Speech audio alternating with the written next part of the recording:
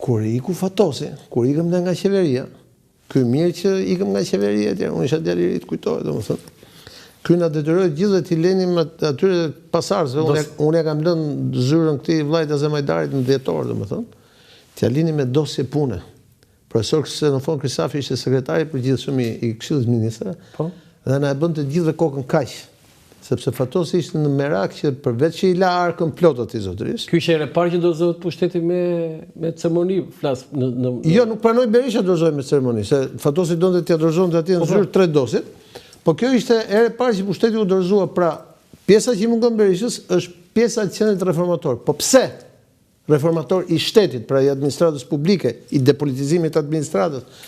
Se kur erdhi Berisha e politizoi prapë administratën.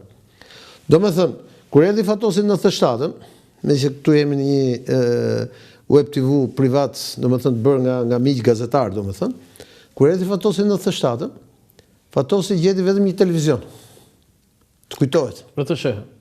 Radio Televizion Shqiptar. Dhe kur iku në 2005-ën, Shqipëria kishte disa herë më shumë televizione private, cilat ishin të gjitha shumë më të fortë se RDSH. Si bëri Fatosi bëri ato? Fryma e Fatosit, më thonë. Fryma që krijoi. Kur iku Fatosi në 97-ën, një banka, 2 banka kishte, ato ishin shtetërore, kur erdhi Fatosi në 97-ën.